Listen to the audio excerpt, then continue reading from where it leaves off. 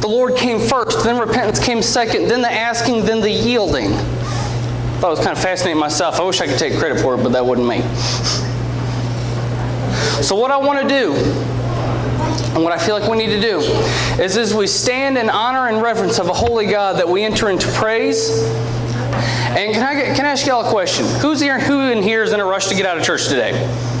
I'm raising my hand in case there's anybody else and you don't feel left out. I'm not, but I don't want you feeling left out. I don't want you feeling awkward. Okay, cool. If you would, go in and stand. And as Mom plays whatever the Lord puts on her heart, let's just enter into actually a deep praise and just keep pressing in and see what He's got. Hallelujah.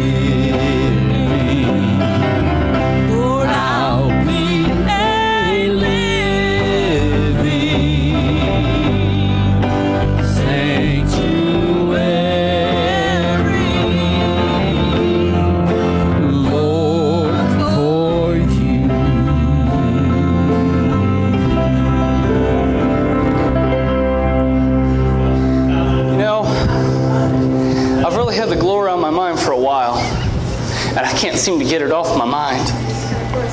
And if you notice what I wrote on the dry erase board, you can be seated if you like. If you want to stand, I ain't got any beef with that. I don't know about the guy behind you, but but if you notice, some of the things I wrote up here was Brownsville, Salvation Army, Azusa Street, and Day of Pentecost. If we could turn the TVs on, because I want to use the deal up there. I think we're going to teach a little more than we're going to preach today. We'll see what happens.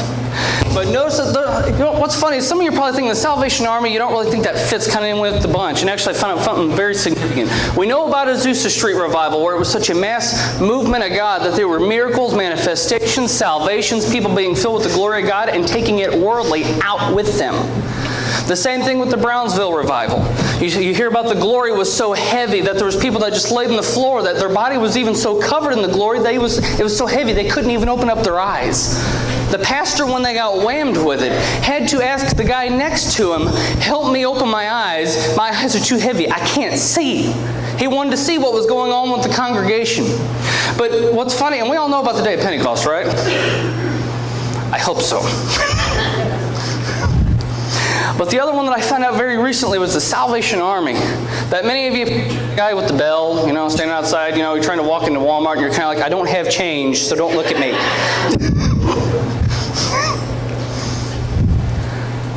But what it is now is nothing what it was. And this isn't the center of it, but this is just one of the deals. Salvation Army was one of the biggest, I found out, one of the biggest mass movements of Christianity back in the mid-1800s. It said a bunch of young people got together and they were very well known that and I don't know how they slept, because from what I heard, they were known for praying all night very loudly and preaching very loudly all day. They stayed in His glory and they brought forth His word, and it said there were tens upon tens upon tens of thousands of salvations that were brought. Which I thought was kind of mind-blowing whenever I was reading a book from Smith Wigglesworth, and he was talking about William Booth and the Salvation Army. I'm like, I know I wasn't alive when you were alive, but the Salvation Army, I didn't picture revival. But notice that these are 4 massive movements, and they all have something in common besides the glory, and we're going to kind of get into that. It's really, really cool. But what's funny is sometimes when we get in our prayer closet, or even if we kind of go off to the side, we're like, well, how do we get the glory? Do we just wait on it? Do we just seek after it blindly? What do we do? There are multiple steps, and I don't want to sound like a megachurch pastor writing a book on 12 steps to get the glory. Some of you got that. Some of you are like, what is he talking about? We're going to go to, well, first we're going to start in John, St. John, chapter 11, verse 40.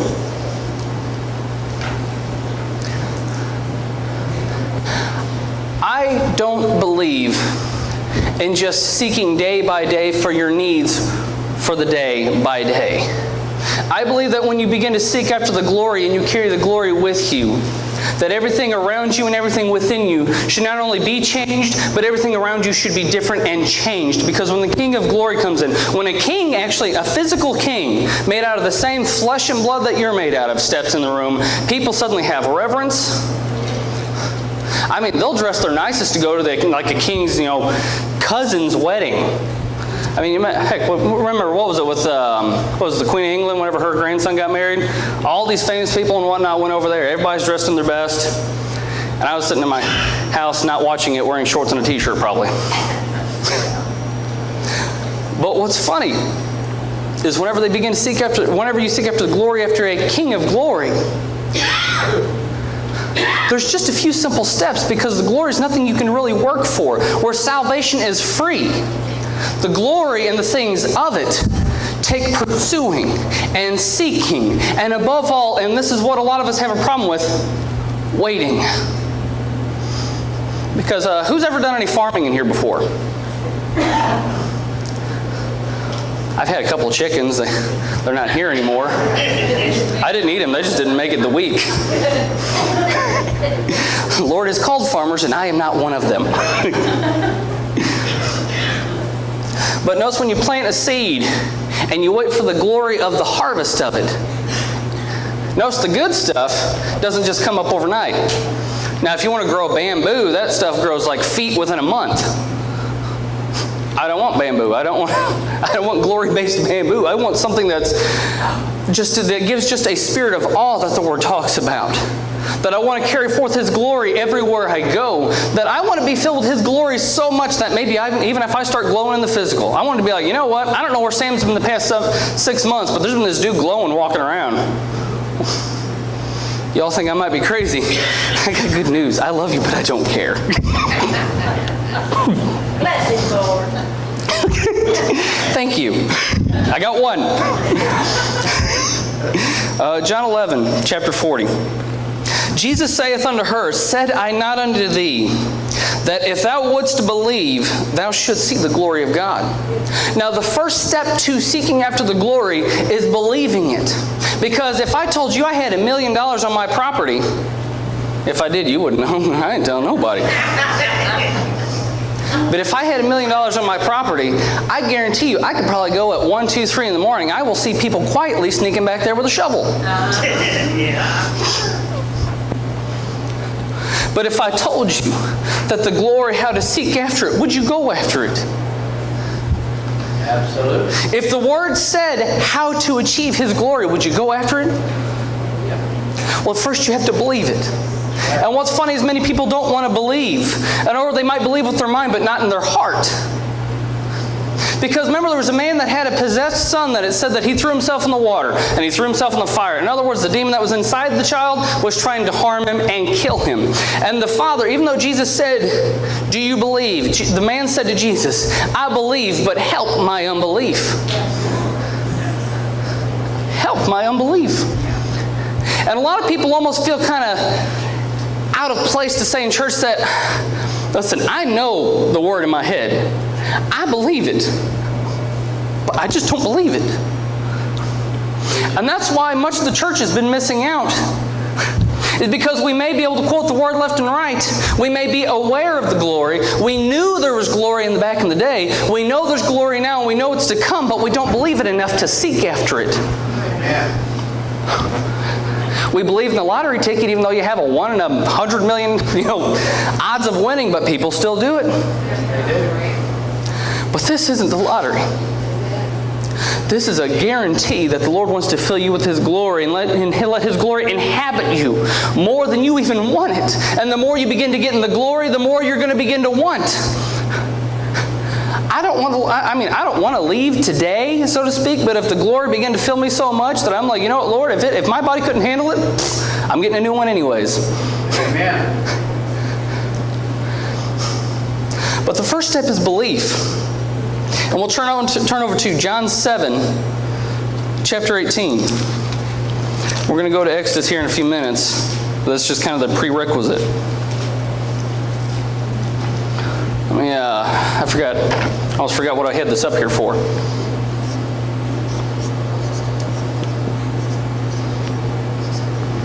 Yeah, I knew there wasn't an E on the end. I started to forget. I'm sorry.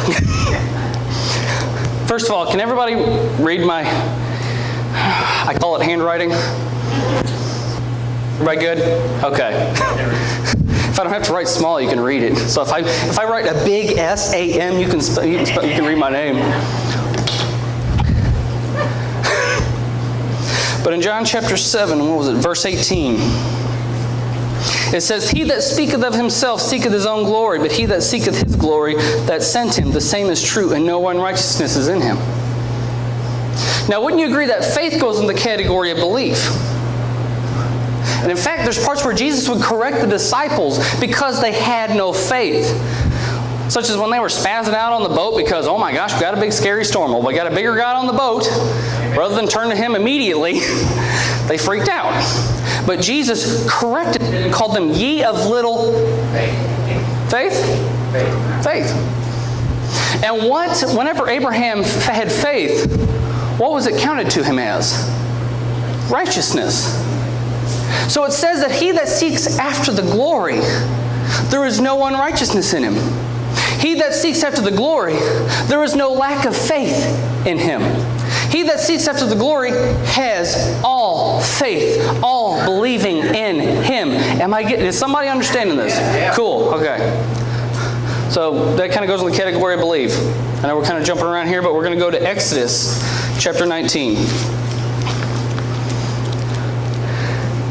And some of the stuff was so cool, it was kind of weirding me out and making my stomach flip last night. You got to bear in mind. Some stuff was hitting me. Because the stuff about the glory the Lord gave me about maybe a week or so ago, but there's some in-depth stuff that I'm like, oh my gosh.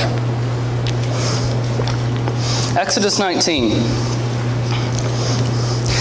Now we're going to do a little bit of reading here and then we'll jump into it, right? In the 3rd month, when the children of Israel were gone forth out of the land of Egypt, the same day came they into the wilderness of Sinai. They were departed from Rephidim and came into the desert of Sinai and had pitched in the wilderness, and there Israel camped before the mountain.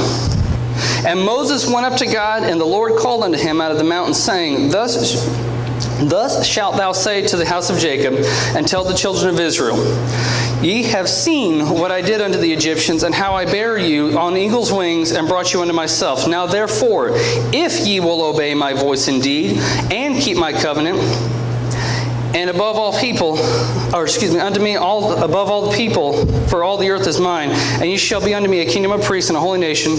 They are the words which thou shalt speak unto the children of Israel.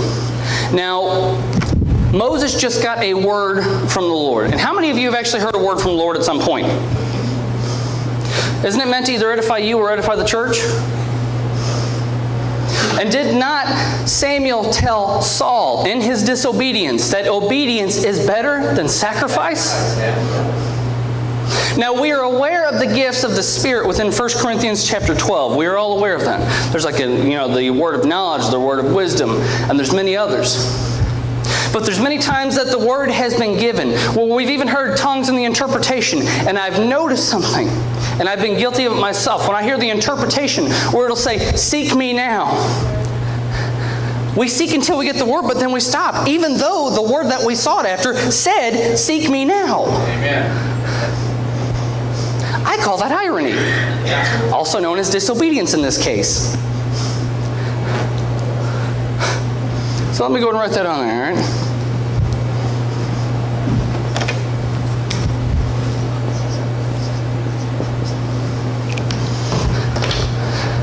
Suppose, and we're going to go a little further into it, suppose Moses would not have followed through what the Lord told him to do. The people would not have had glory because there would have been disobedience in the camp, meaning the Lord could not have been there. Because disobedience in many cases is known as what? Sin. You didn't have to go partying at the club last night and get wasted and gamble all your money away, whatever, for that to be just a sin. Just simply disobeying the voice of the Lord is sin in itself. And many people, I heard my phone go off, I thought it was somebody else's. But in many cases, when the Lord gives a word for the edification of the body misses out because either we were too shy or we just didn't feel like saying it. There's moments that the Lord's given me words that it is very uncomfortable whenever the Lord uses it to chastise people, or sometimes you read them like a book. It is uncomfortable, but I give it anyways because it's always for the edification. Always. So that was the next step. First, Moses heard and he believed. And as you've heard this word by faith, even you believe now, correct? And then whenever the Lord gives the gifts, such as when we're seeking, if the Lord gives you a word, share it. Because it is obviously meant for somebody or for the movement to push on for the entire body. You know, I got a great example even last night. Last night I went in my prayer closet and I was praying, and man, I was tired. We was up since 5, didn't go to bed till what, 2? Well, you went to sleep about 12:31. I couldn't sleep. I had too much soda. I counted probably a good 70 ounces of Mr. Pibb. Too much. Yep, I can still fit in my suit. No.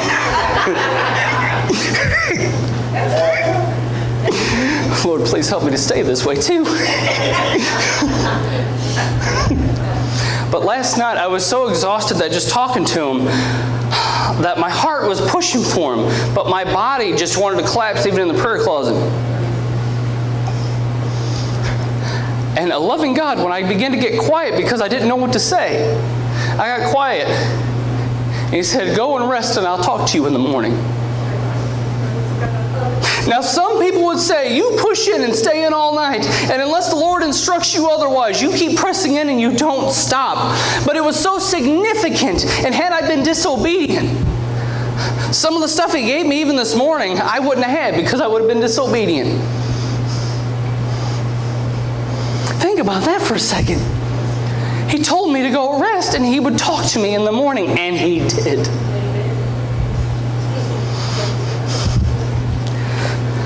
Obedience isn't always what people think. For some reason they think, well, if I sacrifice, and I begin to sacrifice and give more, and I give more, and I do more, and I do more, but the Lord's called you to rest, but yet you're being weary and well-doing, that is disobedience. Right. And one that begins to become disobedient is not worthy of the glory. Because if you're going to disobey Him, why in the world will He make His habitation with you? When my children disobey me, it doesn't mean I love them less. I love them the same. I want to bless them with stuff that we can go buy, bless them with stuff that I know they'll enjoy, but when they're disobedient, you go to your room for a little bit and we'll talk in a little bit. Doesn't mean my love changed. It just means you need to leave for a minute and you need to think about what you got going, and I'll tell you about what you did in a little bit.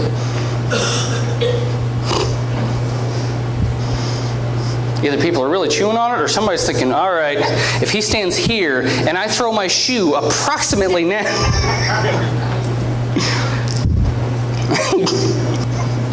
I'm sorry, that's funny.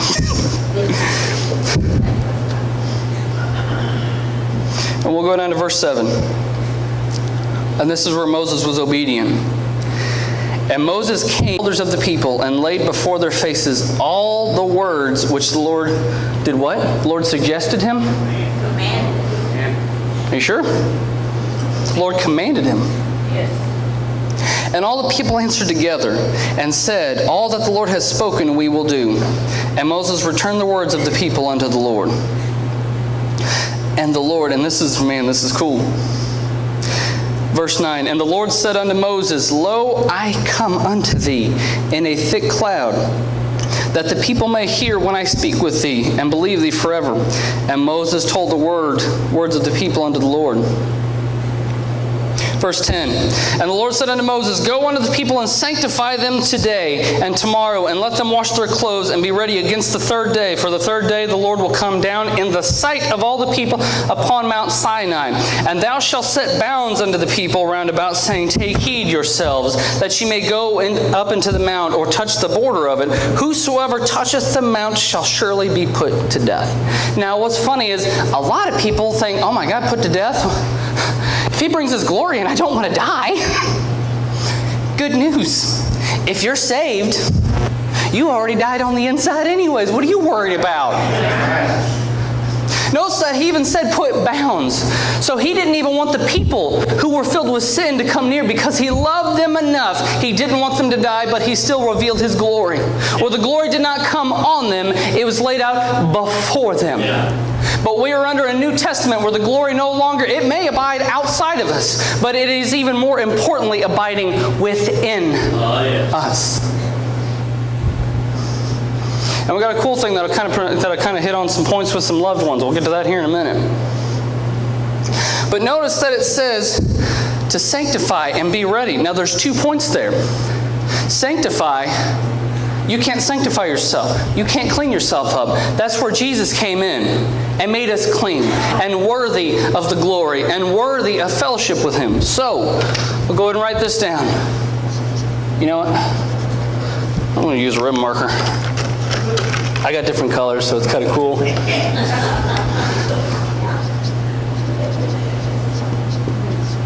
Sanctify. Okay. There we go. Now it looks like a Y. Okay. So it says to sanctify.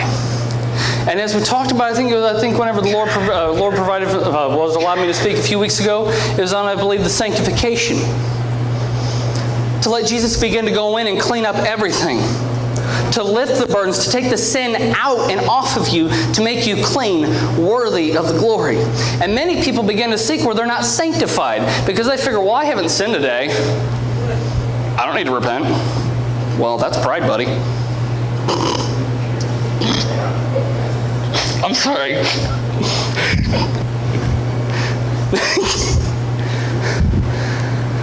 Remember? Pray, P-R-A-Y, praise, repent. When Jesus gave the example of prayer. Praise the Lord first, and then repent. And when we repent, we don't just plead guilty or not guilty. We plead the blood. Amen. Which washes the case away, entirely washes away the evidence. Anything that was held against you is officially washed away and gone because of the blood. So the sanctification should not be a burden to you. If it's a burden to you, you are receiving wrong. Because any man that comes to the Lord and asks for forgiveness, He'll permit it. He will give it. The blood was actually provided. Whenever you say, Lord, I am so sorry for what I did the other day. I am so sorry that you gave me a word that I didn't speak. I am so sorry that you gave me the interpretation to the tongue spoken by Sister So-and-so and I didn't speak. And you know what he says? I love you and I see the blood. I don't see it anymore. It's washed away. Much like Jesus told the woman that was an adulterer, He said, what was it, whenever He asked about the Pharisees casting the first stone, whoever was wrong, we're aware of that. And it says they dropped their stones and they left. And Jesus said, basically, where are they? She said, they left. And He said, well, neither have they condemned thee, and neither do I. So when you're clean, there's no condemnation. The Word even says there's no new condemnation in Christ. Amen. There's no condemnation in the faith that we live in. If there is, you're in the wrong faith. Doesn't mean there isn't conviction. You want to know why? Because the Lord, even more so, when we look at revivals of the past, when we look at the day of Pentecost, we're like, Lord, I wish we had that. And much like the Israelites at the time of Samuel said, they lamented after the glory of the Lord. They lamented after the ark.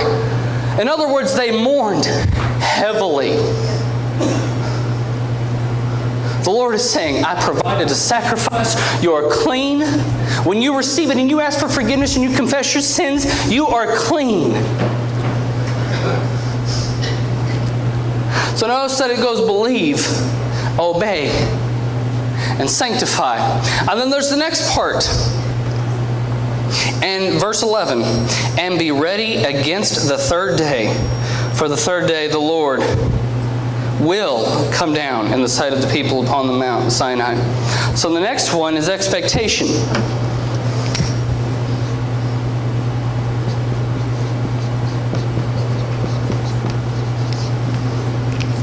In expectation, you might be thinking, well, isn't that the same thing as believe?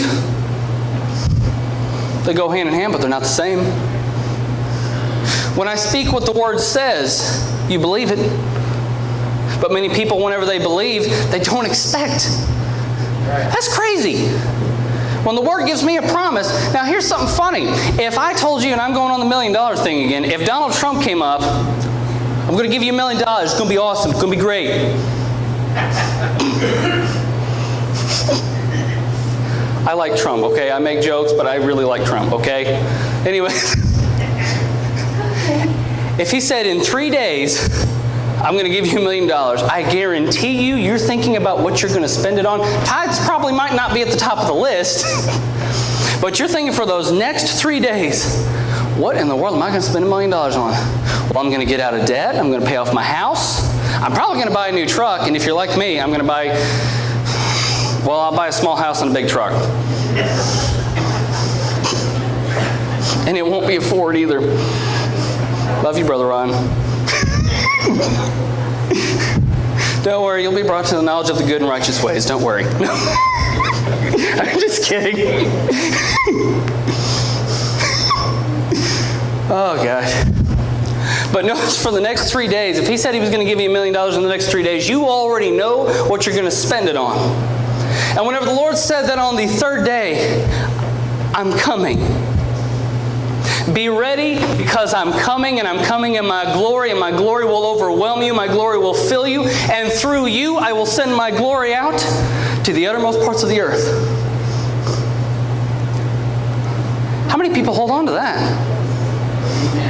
Because Jesus said that not only was you going to go to Judea and Samaria, but he also said the utmost parts of the earth, not just inside the church. Have you ever been fishing? Does it do any good to go fishing inside the boat? Let me give you an illustration here. Let's just say this is the inside of the boat and the water's over here. Hey, I caught the same fish I caught 10 minutes ago. Hold on, let me try to get him again. He's starting to get away. You cast it back in the boat, and that's what we do in the church. We cast the same hook back into the same building for the past same 20 years, and the fish are on the outside. Jesus said, I would make you fishers of men, not fishers of the inside of the boat. Amen. But that's a different message. We'll jump into that some other time. I'm sorry, I'm having a good time. I'm sorry. I don't know about all y'all.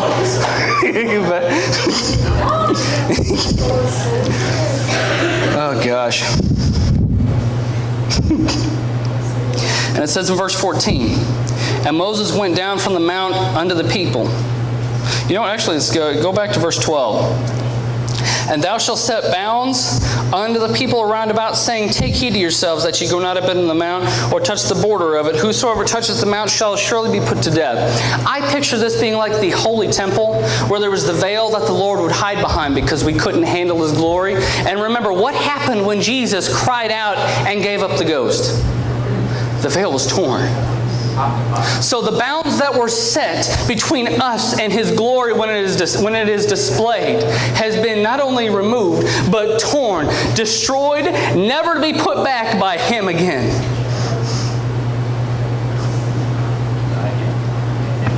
Good.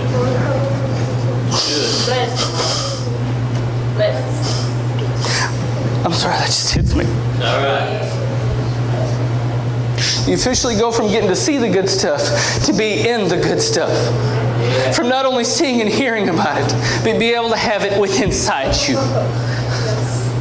To have such an outpouring that the old man on the inside, you can't see him anymore, because the glory shines outwardly so much that where Jesus transfigured on the mountain before 3 of the disciples, He can do the same through you. Yes. We ain't got the good stuff hidden from us anymore. Do you know that? There shall not a hand touch it, but he shall surely be stoned or shot through. Whether it be beast or man, it shall not live. When the trumpet soundeth long, they shall come up to the mount. And Moses went down, verse 14, and when Moses went down from the mount unto the people and sanctified the people, they washed their clothes. And he said unto the people, be ready against the third day, come not at your wives. Now some people might, I ain't going to go too much into that. What I want to say, when you're seeking after the glory and you are so glory-minded, the things of the physical won't hold you back anymore. The things of the physical not only won't occupy your mind anymore, but won't occupy your heart anymore. Because when you want His glory so bad, picture it being like a guy out in the desert who hasn't seen water in 2 days. And on the third day, he's going to find water. For those 2 days that he's crawling in the desert, and he wants the water so bad that yes, he can sit in the shade of a palm tree that's only surrounded by 200 miles of desert. He can sit there in the shade and be comfortable for 2 days. Or he can get so much of a mindset that he pushes forth. And he will find water. I guarantee you, if you find a man in the desert who's about to die of thirst, he's not thinking, man, I really love to play my video games right now. I could really use a video game right now.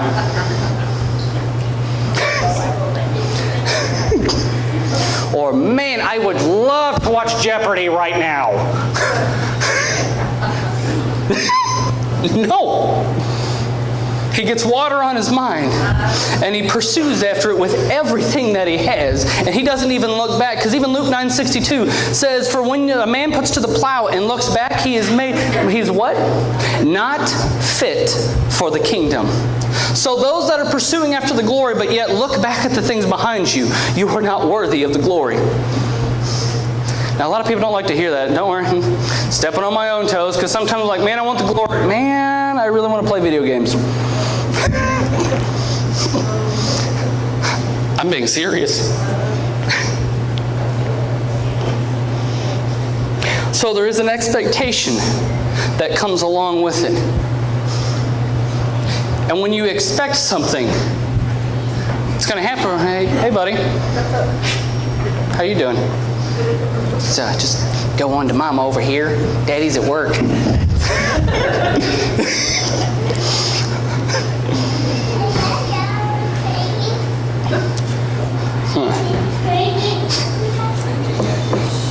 Who's got their Bible open? Who's got a big voice? Can I borrow you, Brother Randall, for a second? Can you go ahead and go to Psalm 97? I believe it's the first 6 verses, if I'm not mistaken. Verse 16. Psalm 97, verses 1, and I want to say through 6. We'll kind of have to play that one by ear. But I know it's from Psalms 1. We'll get to that one here in a second. But while he's looking that up, in Exodus 19, verse 16. And it came to pass on the 3rd day, in the morning, that there were thunders and lightnings and a thick cloud upon the mount, and the voice of the trumpet exceeding loud, so that all the people was in the camp trembled. Verse 17, and Moses brought forth the people of the camp to meet with God, and they stood at the nether part of the mount. And the Mount Sinai was altogether on a smoke, because the Lord descended upon it in fire. And the smoke thereof ascended as the smoke of a furnace, and the whole mount quaked greatly. And when the voice of the trumpet sounded long and waxed louder and louder, Moses spake, and God answered him by a voice. And the Lord came down upon the Mount Sinai, on top of the mount, and the Lord called Moses up to the top of the mount, and Moses went up.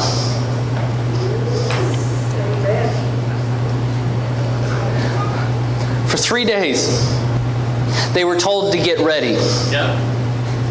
For 3 days, they still abode in tents with fleshly vessels, where the men was told not to come with their wives, but yet their wives were still in the tent with them. That they still had stuff that they had on their mind that they needed to do, but yet for those 3 days they waited and they expected that they were sanctified, stayed sanctified. When they messed up, they had to have the blood to cover it. But here's the cool thing. When you mess up, you don't have to sacrifice a lamb or a goat or a ram or nothing. That the lamb was already provided, and already all you have to do is ask. So it is possible to stay sanctified. If Jesus said, "Be ye holy, for my Father is holy," then you can remain holy. He even said, "Be ye perfect, therefore perfect as our Father in heaven is." You can be holy and perfect. You might be thinking, there was only one perfect being. I didn't say be born perfect. Well, not in the flesh, but in the spirit. When you're born, that of the spiritual. And all sins are washed away. You were born perfect. And you will drop the ball. I make jokes about myself, I mean, I'm not perfect, but I am me. I do drive a Chevy. No.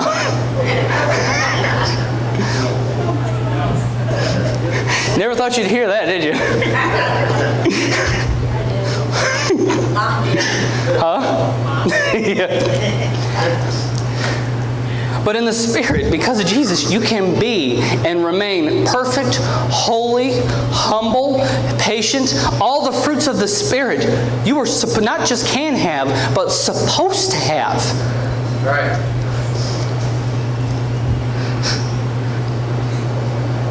If you will, go ahead and read that, if you would. Psalm 97. Yeah, verse 1.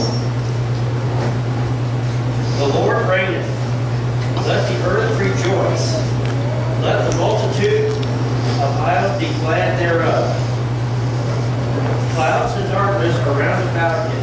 Righteousness and judgments are the habitation of his throne. A fire goeth before him, and burneth up his enemies round about. His lightnings enlightened the world. The earth saw and trembled. The hills melted like wax at the presence of the Lord.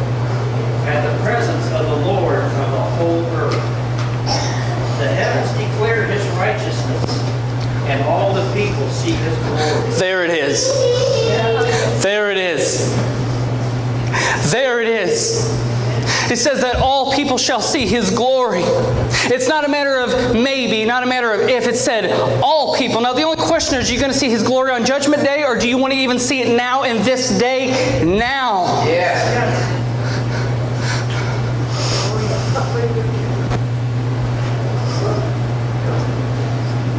Oh my gosh. He said, and all the people see His glory. All.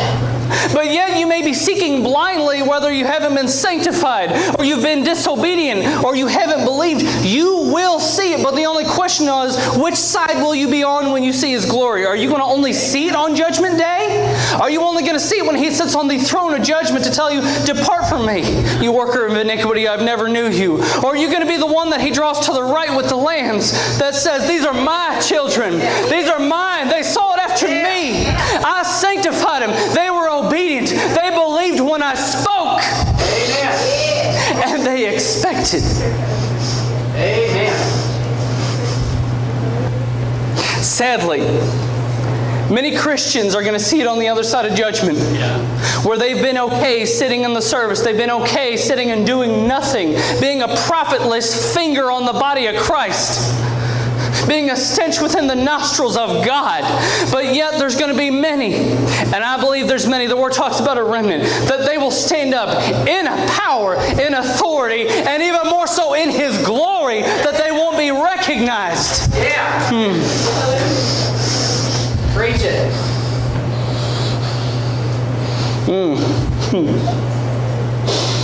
Man. And now we got some deep stuff.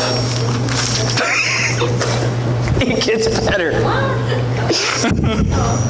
Yes.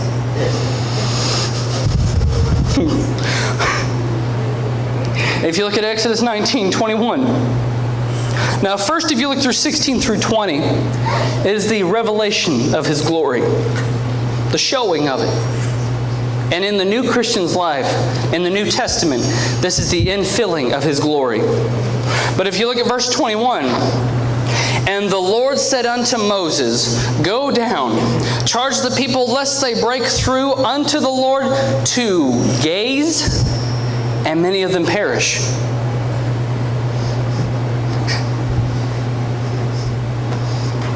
The people would break in to gaze.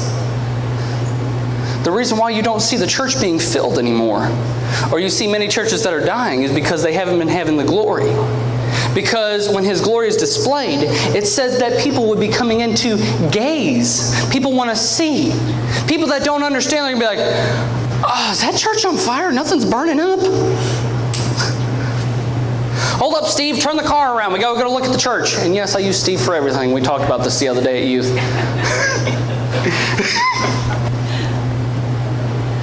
You can't tell me that whenever there's actually a physical fire on the highway, whether a car's on fire from an accident or a house is on fire, that you're not, wow, look at that. Wow, look at, wow, they got 13 fire trucks. Look at that, wow. We'll still be going 70 miles an hour, but we're looking behind us.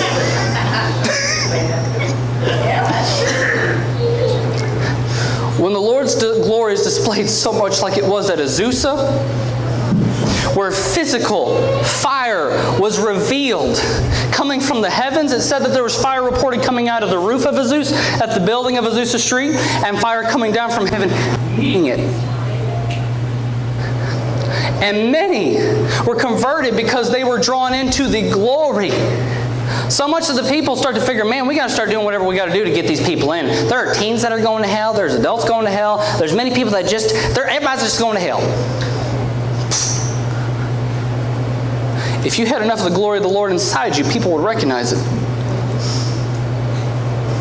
I want to be filled with the glory so much that even if I did wear a Jesus shirt, I'm glowing so much they can't see it. I don't want no fake. I could call it junk. Because if it's man-made, it won't profit to anything and it won't mount to anything. Notice Jesus, if we're not doing what He's doing, and Jesus is not only going for the glory, He is in the glory.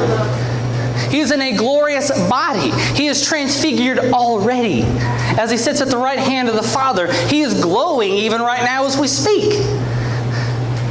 And if he said that greater than these things shall you do, we should be showing up and we should be all right now. They should be able to see us from NASA right now. You think I'm kidding? If you don't believe in the supernatural, I will help you. I will spend time with you in the Word to show you that God does the supernatural. Amen. He does. It's not a matter of, oh, you're just in the wrong church. No, I will do what I have to on my part to help you. And I know we have plenty of other people. We got a pastor, my mom, my dad, and many other people that are educated in the Word that would lead, that if you question the supernatural. All right.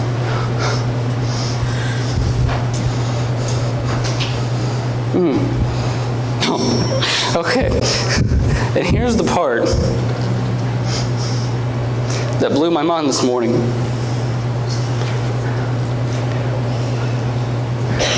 We're going to jump back to Exodus 19:1. Something we missed. Well, I've been missing it for the past X amount of years, but the Lord asked me when I was looking at it. And it said, Exodus 19:1, in the 3rd month.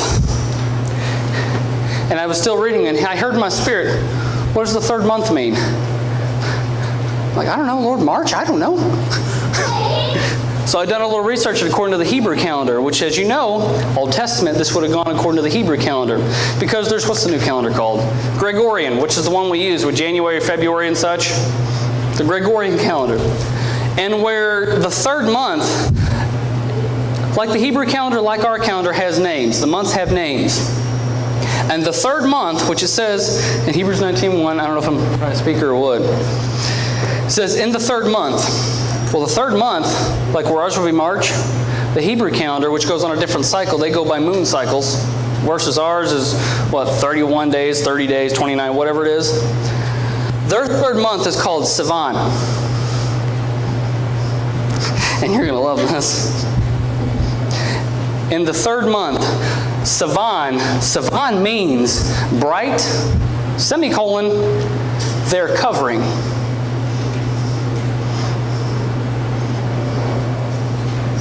That's the glory. So on the 3rd month, their bright covering was coming to pass. And despite what people think about with the feasts and whatnot, about, well, we don't need to keep all of them. That's the Old Testament.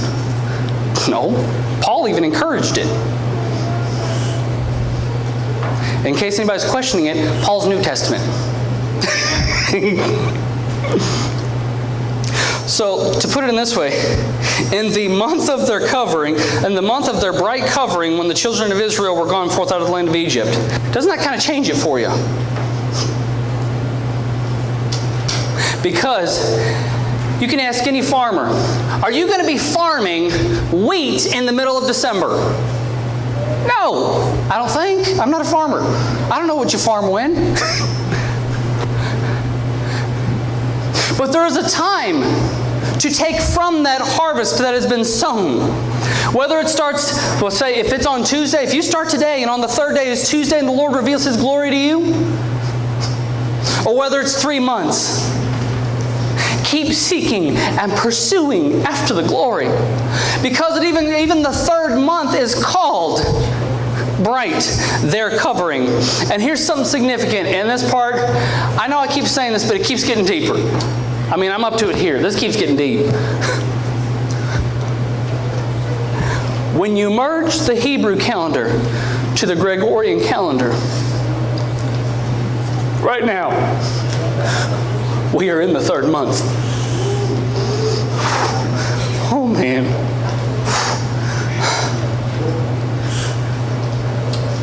The 3rd month of our bright covering is here.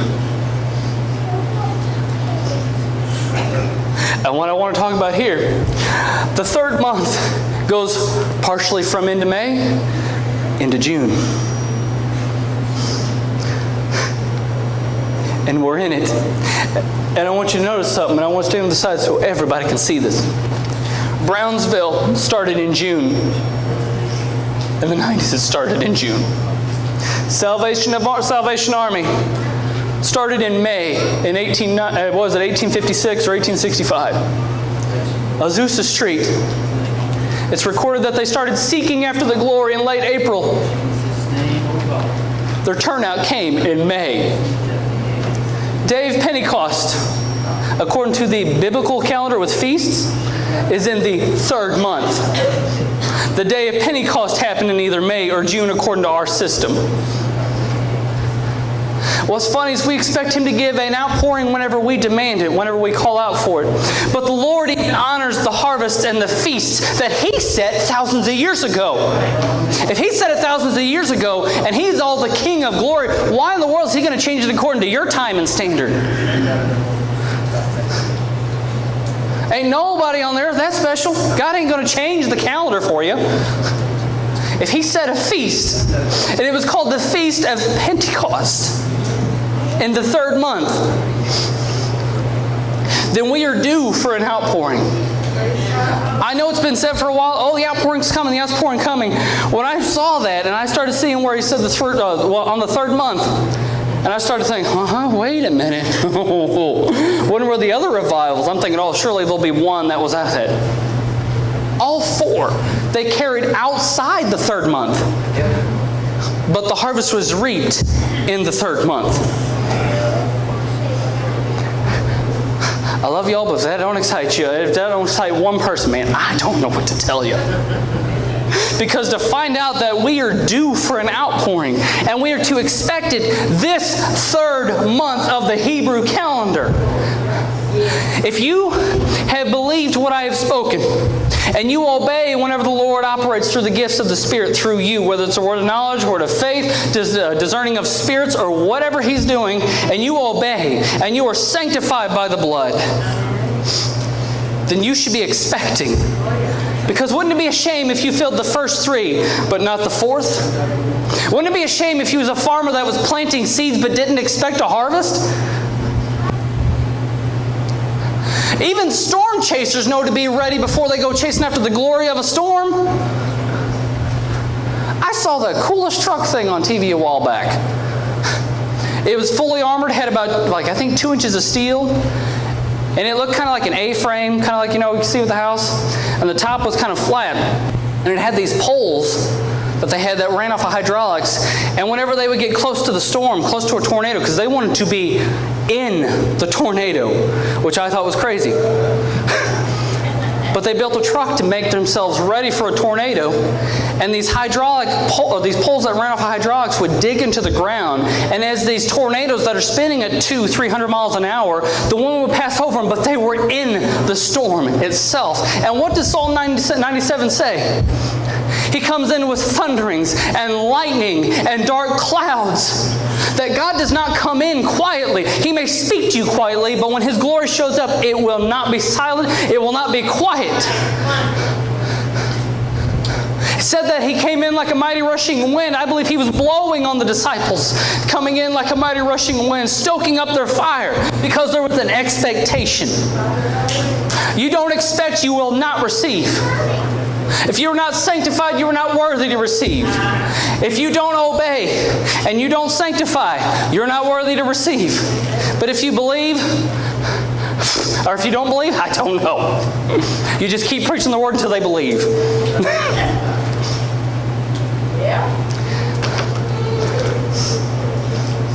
Did this get through to anybody? Yes, amen. I don't know how late we went. I don't know. I don't care. Well, we can't let this time pass. No. The question is, what are you going to do? If you believe, what are you going to do? Will you go back to the same lukewarm lifestyle where you've been sitting in the pew for 30 years? Where you've been given words, but you don't use them? And what's funny is some people that have been sitting in pews for 40, 50, 60 years are like, well, Lord just doesn't speak to me.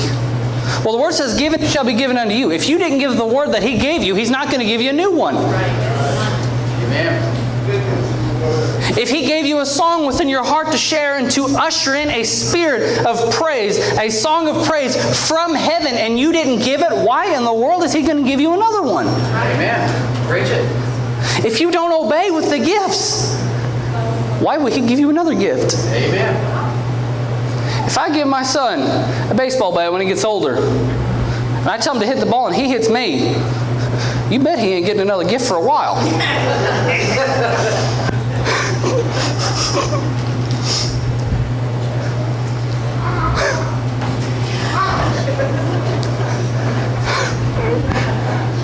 I'm sorry, I'm hearing this for the first time too.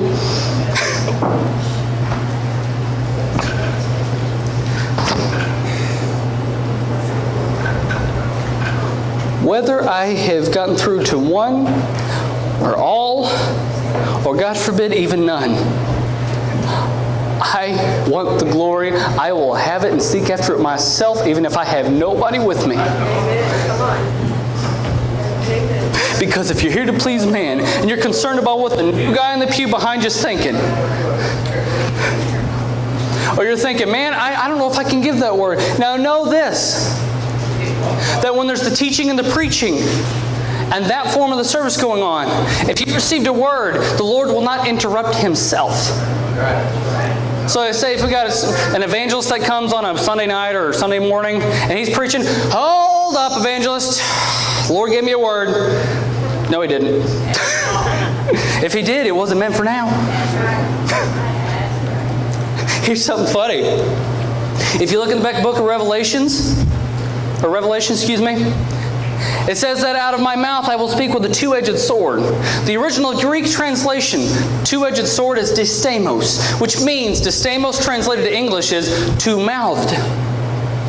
What that means is when and what He speaks, that's what we speak. Nothing more, nothing less.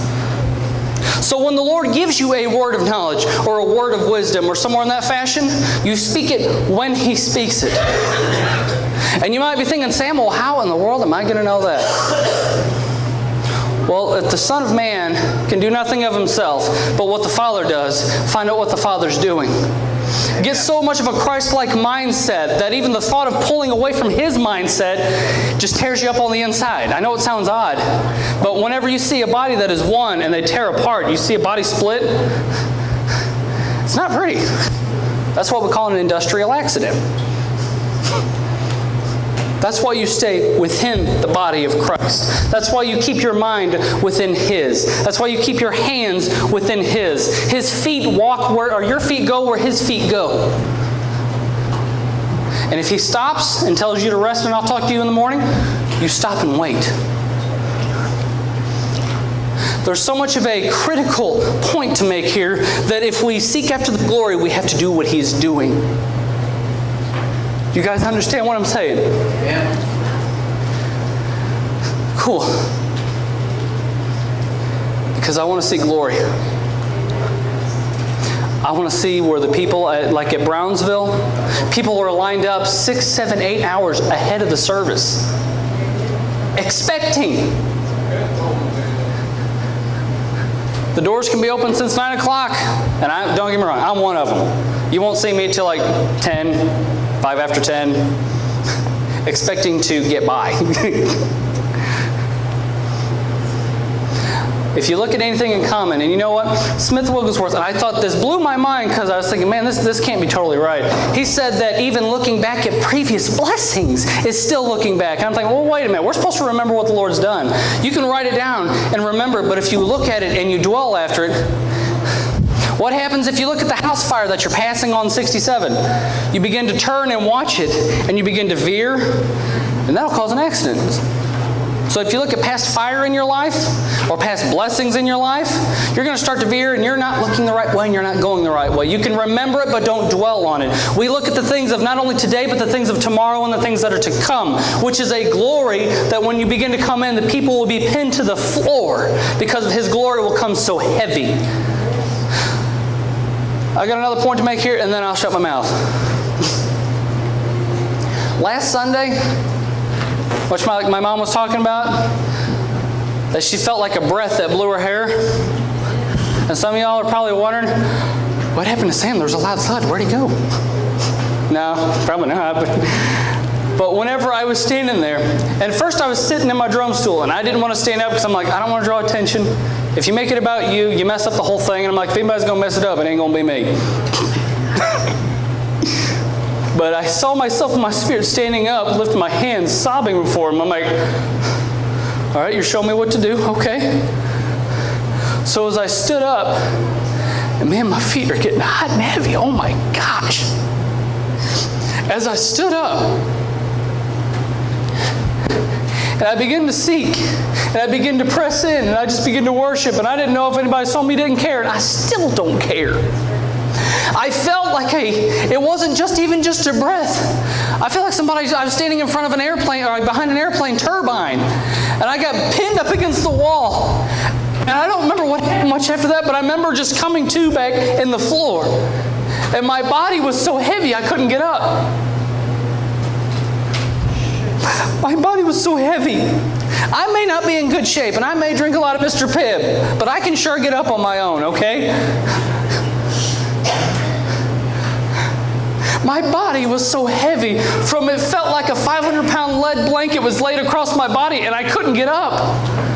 He let me breathe, thank God. Because if he would have done that, I'd been laying there suffocating, but he won't do that.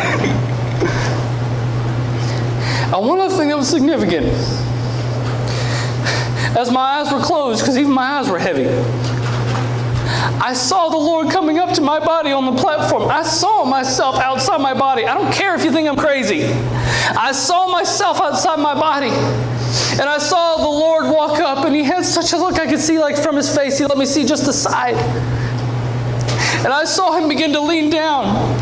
And he got all the way in the floor with me and touched his forehead to mine right here. And I saw him embrace my face. And right where I saw my spirit, where I saw him touching me with his forehead, I had such a burning right here. You can say what you want, you can think what you want, but you can't take that away. You can't talk it away, because I know what I've seen, I know what I've felt, and when you get in the glory so much, you will know what you've seen, you will know what you have felt, that the world, even if they have a guillotine in the front parking lot, they cannot take it from you. Amen. That the glory, when it is on your mind, I may not remember a lot from whenever I was younger. I'm still believing the Lord blessed me with a good memory by faith, but there's a lot of things I've forgotten. And that I have not forgotten. Times that I remember his glory hit me so hard. I even recall at the revival of Brother Daniel, Sister Deb. I remember when the glory hit me. I remember when I got saved. I remember when I got filled with the Holy Spirit. Any significant thing involving his glory, I remember. Praise God.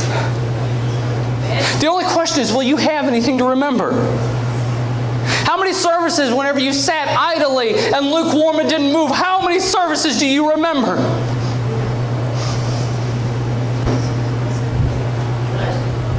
I want to let that sink in for a second. I feel the Lord's doing something on that one. How many services did you come unprepared, unexpecting, already disobeyed because he gave you a word last Sunday that you didn't share, and you still believed, but you didn't fulfill the others, and you don't remember? You ever had, man, that was such a good service, I really don't remember what happened. Oh man, you should have heard the sermon on TV this morning. Man, it was amazing. What was it about? It was good, but man, I don't remember. The glory, I don't care how good or bad your memory is, you will remember it. You can't tell me you met up with the Lord and forgot about it. That's right. Because either one, and I'm trying to say this carefully, either one, you didn't have a meeting, or two, you're a liar, which usually go hand in hand on that one. Amen. Man, got some awkward coughs on that one.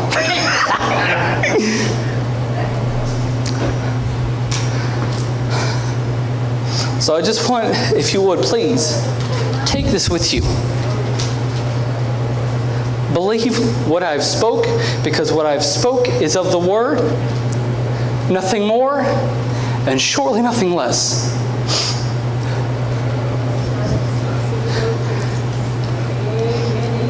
Don't waste the harvest that we are in right now.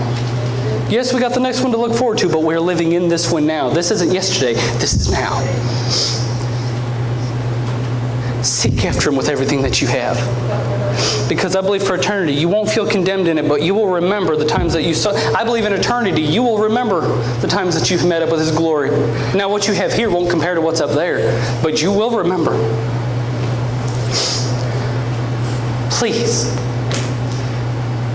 please, seek after His glory.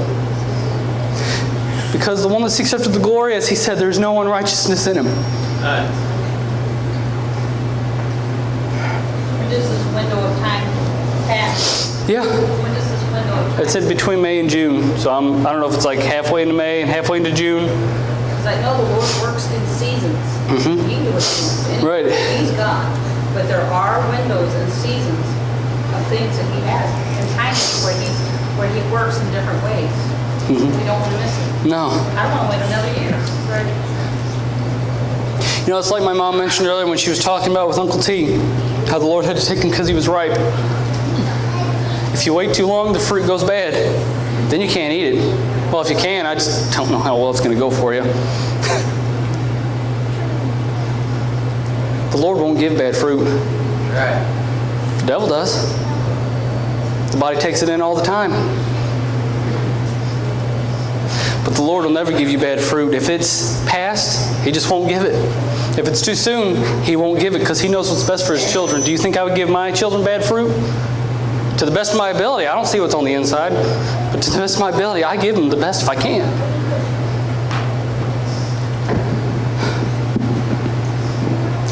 I see, it looks like I don't know if I was at school or what, but I see where you were sitting on the couch. And I see where you're holding the Word against your chest, and it looks like it's early in the morning. And I hear you crying out, Lord, show me and teach me your ways. And He says that I am now answering, that I am teaching you my ways, that you will not only be taught, but you will operate in my ways, that you will see what I am doing as I am doing, you will speak as I speak. And it will be for my glory and for the edification of this body that I have placed you in.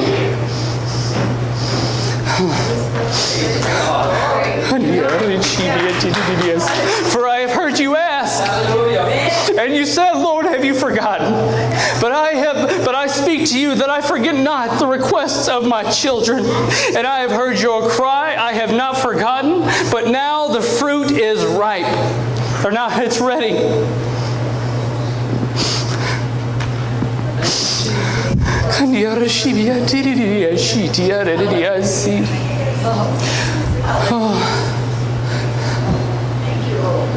And Carrie, I hear that where He has ministered to you, where you feel blessed, but that is not enough and not what He wants to do.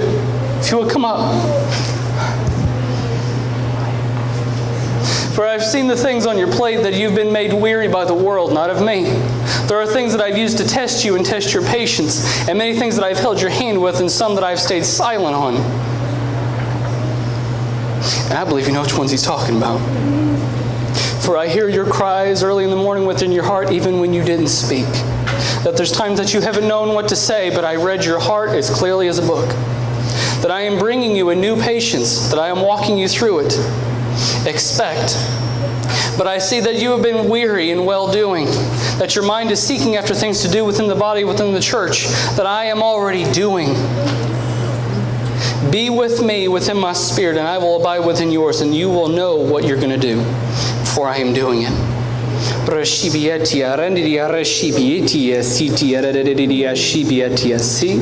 Lord, let your glory begin to come over her even right now. Lord, even as hot oil, Lord, let it begin to run all down her spirit. And I speak a fire within her spirit even right now, that it would begin to consume.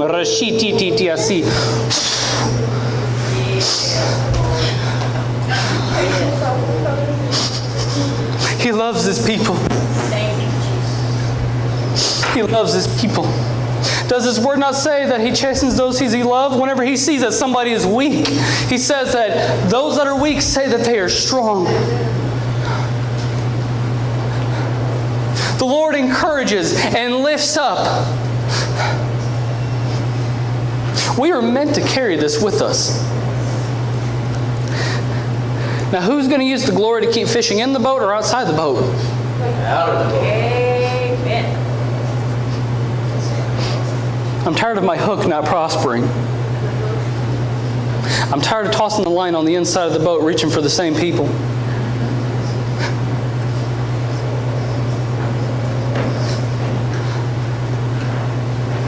When He says He will teach us to be fishers of men, when's the last time you've went fishing and when's the last time you've caught anything? Because if you think the glory, don't be a Pharisee. The glory isn't meant for just you. The Savior isn't meant just for you. The infilling of the Holy Spirit isn't just meant for you. It is meant for your children, your children's children, and those many far off as the Lord would call. And that means even for everybody. So I'm sorry if I went too long. I'm sorry, but I'm not sorry. There you go. If KFC means more to you, nobody changing your seat. I'd love to see you come back. I don't want to see you go. But the Lord sent me to speak to people that He's preparing and making ready. You know what? Something hit me funny where I about started weeping on the drums this morning.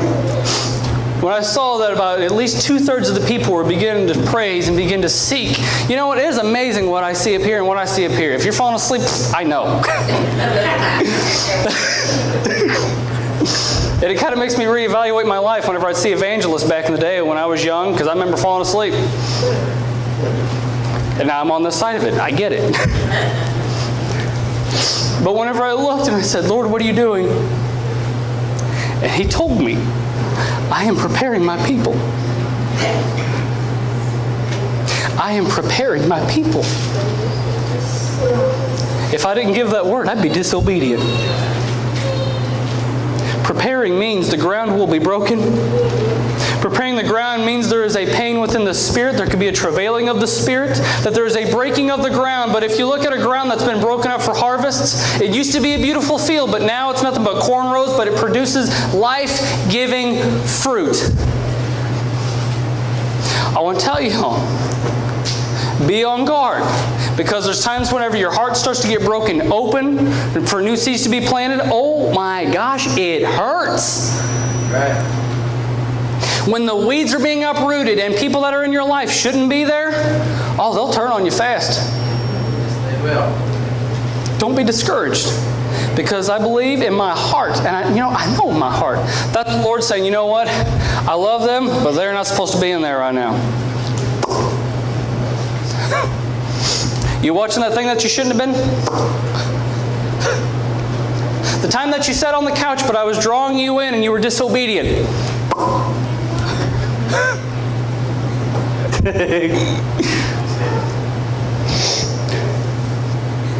If you can focus on the glory to come and expect it, you will have it. If you want Him to break your ground, He'll do it. But count it all joy. Now, like I said, it was kind of more teaching or whatever you want to call this, my fancy dry erase board. Were there any questions or any comments? Anything you want to add? If we're good, Awesome. go out and spread the glory. Go out and go fish. And here's something significant too. I don't want to go on too long because actually I'm not even hungry. I was earlier. I'm not now. But remember when the disciples were throwing their net on one side and Jesus told them to cast it on the other? On the right side. That's where they caught so many fish that the boat was about to capsize or whatever you call it. It's a good one. Right side's power. You know what? If you notice in the beginning when Jesus was reaching out to disciples and collecting disciples first, as you know, there were the fishermen. I can't recall their names. But it said that they left their nets and followed Him. Leave your methods of fishing people behind. It won't work. Get more people in because they need the glory even more so than you think. Okay. Grandpa, I'm done.